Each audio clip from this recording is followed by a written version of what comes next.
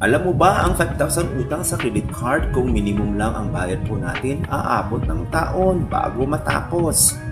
Welcome back sa Money Wise tayo. Ako po si Tos Bay at dito tinutulungan po kitang makita ang tunay na katotohanan tungkol sa pera para hindi po tayo mabitag ng mga financial traps na hindi madalas tinuturo sa school. Ang isa sa pinakamalaking bitag ng credit card ay ang tinatawag na minimum payment option. Akala ng marami safe na basta magbayad ng minimum. Ang katotohanan po ay ito. Number 1, compound interest is against you. Sa utang, interest doesn't sleep. Habang minimum lang binabayaran mo, patuloy siyang lumalaki. Number 2, utang na hindi nababawasan. Halimbawa po, may 20,000 utang ka at nagbayad ka lang ng 1,000 minimum monthly. Sa totoo, halos interest lang ang nababayaran mo. Aabuti ng halos 10 years bago matapos. Number 3, psychological trap.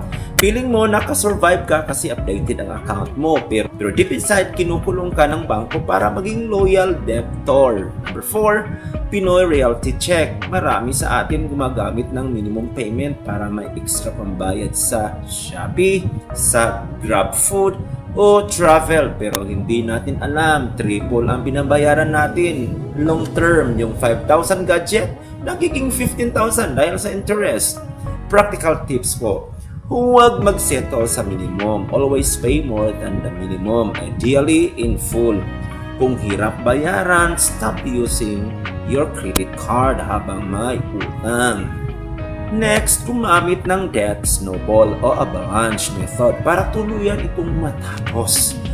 And the bank profits from your minimum payments. Huwag mong hayaan silang kumikita sa iyong utang.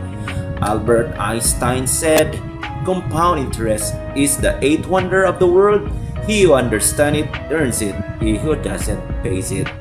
Kapag minimum lang ang bayad mo, ikaw ang nagbabayad ng interest habang yumayaman ang bangko. Pero kapag inunahan mo, ikaw ang makikinabang sa power ng compounding.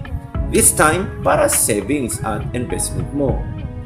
Ako po si Tos Bay and this is Money Wise tayo. Tandaan, ang tunay na financial freedom nagsisimula sa pagtutol ng maling cycle.